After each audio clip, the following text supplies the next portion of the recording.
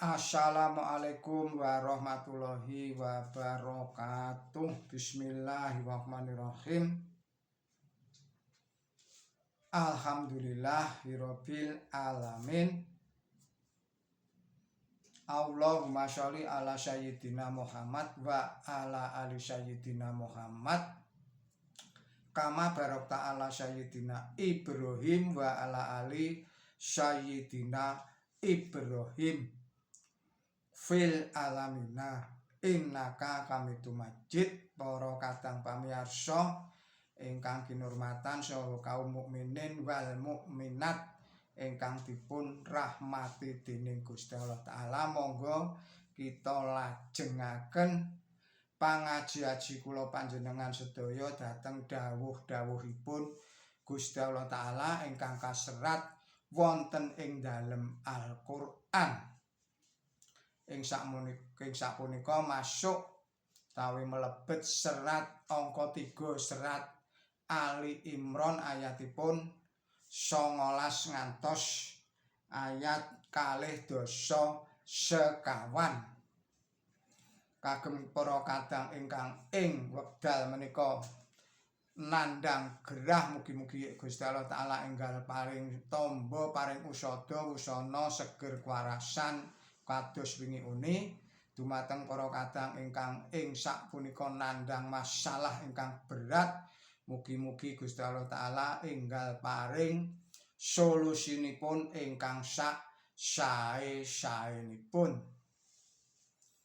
Para kadang mugi-mugi kula panjenengan saya tansah pinaringan seger kwarasan, ayem tentrem kuaslamet sabar lan tawakal dening Gusti Allah taala, lan ugi mugi-mugi tansah pinaringan gampang lan gampil gangsar lancar kuaslamet anggen kula panjenengan sedaya nyambut damel pados rejeki ingkang halalan, ingkang thayyiban, ingkang kuatah malimpah-limpah saged damel sangu umroh dhateng Mekah Al-Mukarramah dening Gusti Allah taala. Gusti Allah taala mugi-mugi panjenengan tansah paring dumateng kula lan sedaya pamirsa kreweng aji menika paring pangayoman saking godha rencananipun setan lan iblis, saking fitnahipun Dajjal Ya'juj saha Ma'juj, saha saking sakehing bebaya. Monggo kita lajengaken malih. Bismillahirrahmanirrahim. Fa in khazuka faqul aslamtu wazayya lillahi wa manittaba'an wa qul lilladina utul kitaba wal ummina aslamtum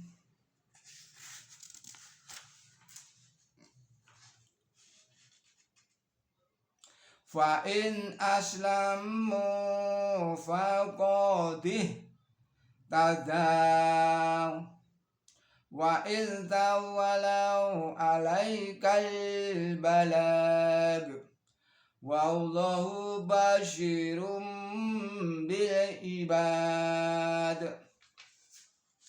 Innal ladina ya'furuna bi ayatillahi wa yaqtuluna nabiyina bi ghairil haqq wa yaqtuluna alladina ya'muruna bil qisti minan nas fabashirilhum bi'adabil alim.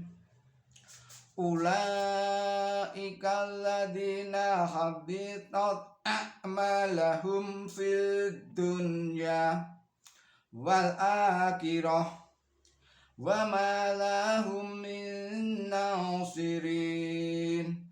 Alam tara ilal ladina utu nasibam minal kitabi yud'auna ila kitabillahi liyaq ma bainahum summa yatawalla fariqum minhum wa hum mu'aridun dalika bi annahum qalu lan tamasana naru illa ayyaman ma'dudat wa gharahum fi dinihim ma kanu yaftarun fa kaifa idza jama'nahum liyaumil araiba fih wa wufiyat kullu nafsin maka sabat wa hum la yudlamun sadaqallahu adzim. Artosipun atas asma Allah ingkang maha mirah ingkang maha asih ananging manawa wong padha amadoni sira iya banjur clathuwa aku iki sumarah babar pisan adepku marang Gusti Allah Ta'ala lan mangkono uga sing manut aku lan clathuwa marang para kang wis padha kaparingan kitab sarta marang para kang ora sastra. Apa kowe padha sumarah? Dene manawa padha sumarah lah temen padha manut nurut dadalan bener lan yen padha melengos lah wong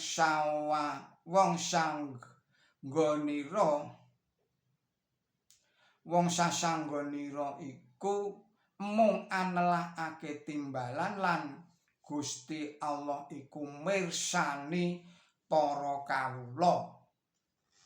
Sayekti para kang padha angemohi timbalaning Gusti Allah sarta anyedani para nabi kalawan ora bener tuwin amateni wong-wong kang padha marentahake adil lah padha undangana siksa kang ngelarani.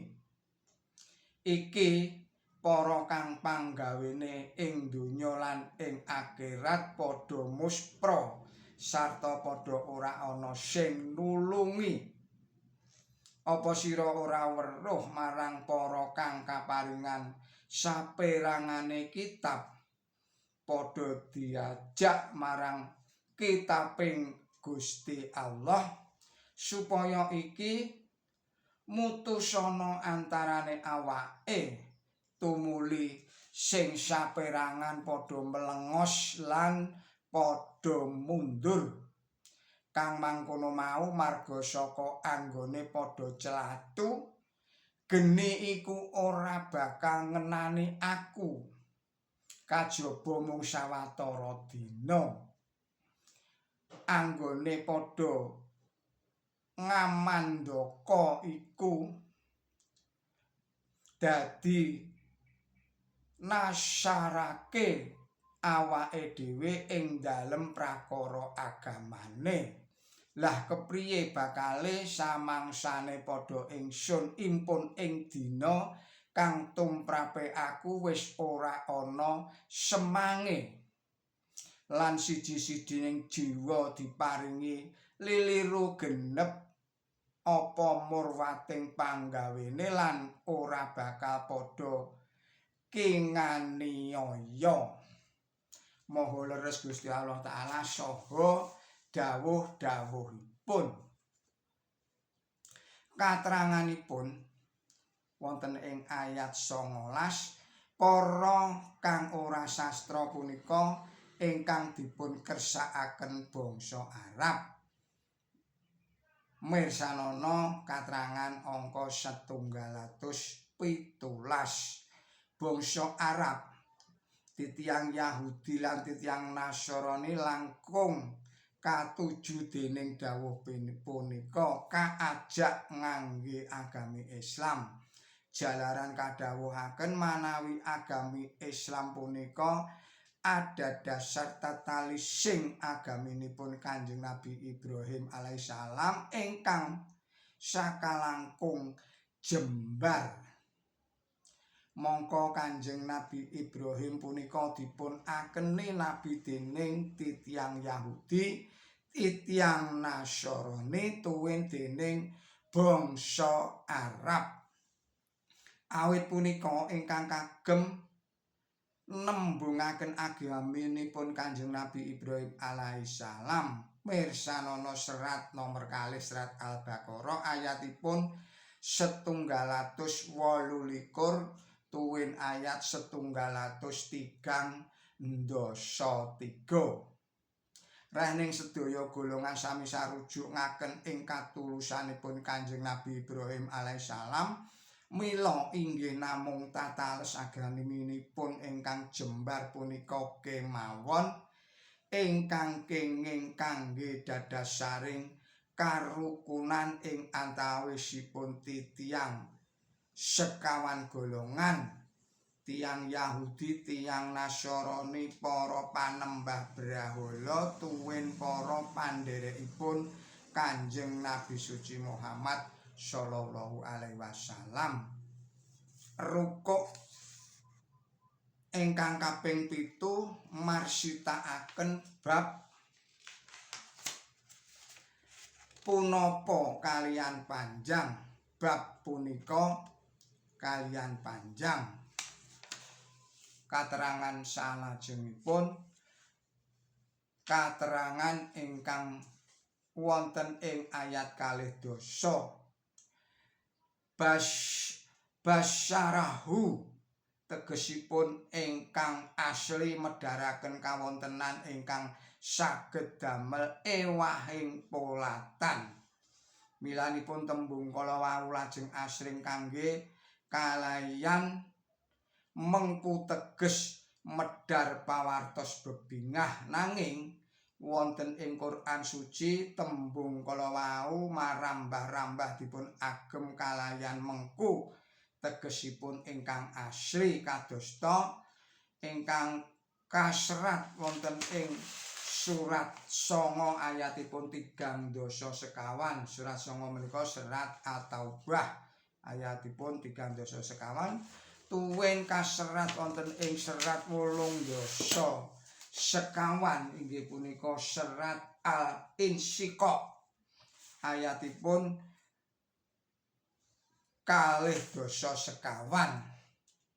Makaten ugi ing dawuh punika kalayan meligi bangsa Yahudi kasebataken dados umat tukang nyedani nabi-nabi.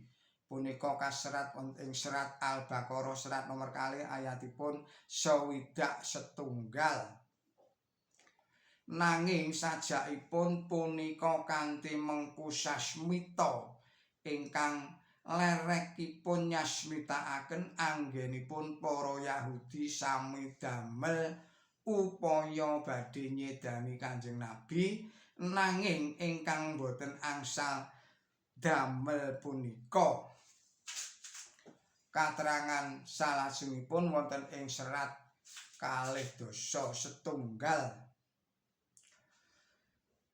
Terangipun sadaya pambudidayanipun lumawan Kanjeng Nabi suci Muhammad sallallahu alaihi wasallam mesti badhe cabar mboten angsal damel. Malah awakipun piyambak badhe dumunung wonten ing kawontenan apes tanpa daya. Kalampahanipun mekaten saestu. Katerangan ingkang salajengipun wonten ing serat Ali Imran menika ayat 2 Para kaum Yahudi kapangandikaaken menawi namung sami kaparingan saperanganing kitab punika sebabipun jalaran ingkang sabagian kathah sampun sami sirna ing saderengipun wekdal kala wau punika. Dados ingkang taksih wonten ing tanganipun ing wekdal kala wau punika namung saperangan. Katerangan salajengipun saweneh para mufasir gadah pamanggih menawi pancasan punika tumrap lampah jina. Nanging ing dalem Quran suci boten wonten dawuh ingkang ngleresaken pamanggih ingkang matesi namung tumrap prakawis jina kala wau. Wonten prakawis aneh ingkang ugi dipun trenjuwi dening Tuan Saleh inggih punika miturut angger-anggeripun Kanjeng Nabi Musa alaihissalam kados dene ingkang sapunika kados wonten ing kaimanan pasal 2 ayatipun 11.